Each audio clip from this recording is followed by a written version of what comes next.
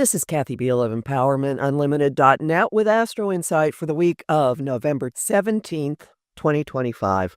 Not going to sugarcoat it. This is one of the most intense weeks of the year. It has the potential to be extraordinarily overwhelming. It has more activity astrologically than in a bunch of weeks combined, some of what we've been through so far already this year. Here's the good part. We've been through one of the prevailing influences so many times that you have your sea legs. You know how to navigate this. We are in storms, water storms, all week long. Effectively, the players switch out a little bit over the week. You could look at it as 3 water grand trines or one big storm system, which I think is the way to go with this. Again and again and again in the last few weeks, we have had one body after another connecting with expansive Jupiter in the sign of home, family, nurturing, food, and with Saturn, containment, rules, limitations, the government, and Neptune, compassion, empathy, lies, both in Pisces. This week, the Sun completes the trine, and then the Scorpio new moon completes the trine, and then retrograde Mercury completes the trine. There's other action in the middle of this, but essentially, we are in one protracted storm system. The beginning of the week, on the 17th, we are personally immersed in everything that's going on. We have our personal experience of all of the issues of nurturing and food and money and limitations and what we're responsible for and taking care of others. And as that happens, an opening occurs for really deep, important conversations, for getting to the bottom of some situations, of uncovering, of using Mercury's retrograde path. He's been retrograde since the 9th, remember? Using his retrograde path to really clean something up, to address rot in our own lives, to cut back on what we're going to expose ourselves to, what we're going to think about, what we're going to talk about, to get incredibly focused on where our mental energy is going. And you might ask the right question, say the right thing to dislodge information you've been needing. This affects our private lives. It's not just our relationship to what's happening collectively. And as that is happening, Jupiter, now retrograde since the 11th, locks into his direct current with Saturn, which is sitting out at sea at 25 degrees Pisces, where it will remain until the end of the year. And whatever the issues of nurturing and caretaking and security and parents or family or obligations or your relationship to the government, all those things get really, really big. There's a sense of undertow because both of those planets are retrograde. On the 18th, retrograde Mercury scoots back into the waters of Scorpio, and we're in for a deeper look at things that have already been stirred, been stirring, stuff we've been scared about, stuff we haven't wanted to confront, rot that maybe has been floating around in our own lives.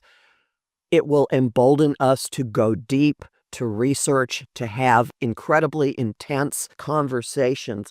And very quickly, we may see something that's startling. Lightning pierces the water on the 19th when Uranus, at the very end of Taurus for the final time, for a few decades, opposes Mercury. The two of them have a natural connection. You can look at Uranus as the higher mind or Mercury's crazy uncle, but we see something maybe we haven't seen before, and it could be very startling. It could jolt our grip on something and cause us to just let go. It could show us how far we still have to go in a situation, and it could also very easily unleash simultaneously another tidal wave of lies, Mercury trining Neptune in Pisces, and a tidal wave of understanding and information about how everyone is affected, how everyone is interconnected. And this flows into absolute clarity.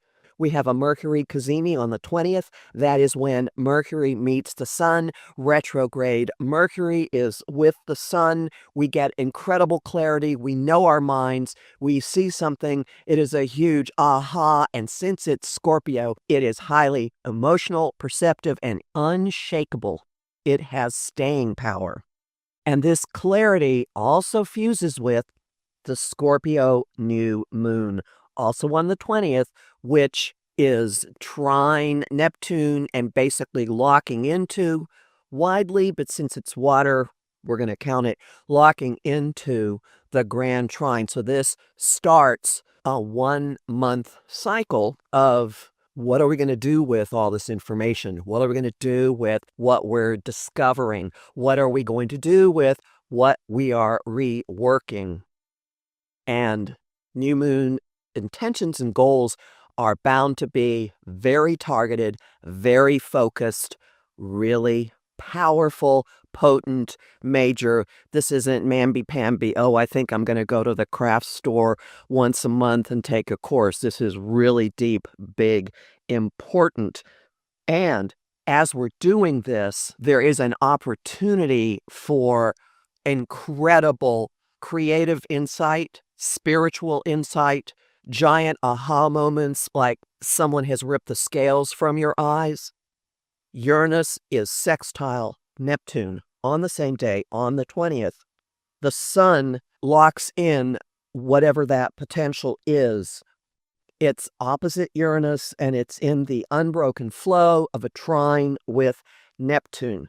If you ask for guidance, if you meditate, if you talk to people on the other side, the information that comes through at this point will be incredibly clarifying, possibly simplifying. If you've been looking for a solution to a situation or a problem, something absolutely innovative and inspired is very likely to come through. And then we have the first sense of getting out of the water. The sun starts its annual trek through Sagittarius on the 21st. Mercury has already been in this territory. He'll join it again later. There could be a steaminess. There could be a sense of whatever else is going on, I'm going to look for the big picture. I'm going to have some fun. I want to have a party. We could be singing Peggy Lee's Is That All There Is, those of us who know it. Although I think it's going to be more the pink martini arrangement of it. And then we have another tidal wave. Then retrograde Mercury locks into the grand trine with retrograde Saturn, retrograde Jupiter. That's exact on the 22nd. And we have the opportunity to revisit something that came up last month, and we're going to deal with it again. Deeper, cleaner, more and more and more. As overwhelming and emotional as this probably will be, welcome it. Look at what is floating around, because stuff is getting pulled to the surface. That is really important. And we have another round of looking at it when Mercury has gone direct and hits this same configuration on December 6th. So this is deeper dive territory, another pass, seeing stuff we didn't quite see or that maybe was obscured first time around, getting a lot more to the story. And there is great potential for personal empowerment because of what we learn. The sun is in an opportunity aspect or a sextile to Pluto on the 23rd. You may link with like-minded people. This could be important for making connections to groups. It also involves your own acceptance of stepping into whatever your personal power is, claiming it and going for it. Huge week. You've been through this. You've ridden these waves before. You've been on the surfboard. You've been on the paddleboard, whatever metaphor you want to use. This is a week where you could see your mastery of some situations and get information that is profoundly important and potentially life-changing for you, your own sense of security, your base, your family, your home. Homing thought of the week. Show me the truth.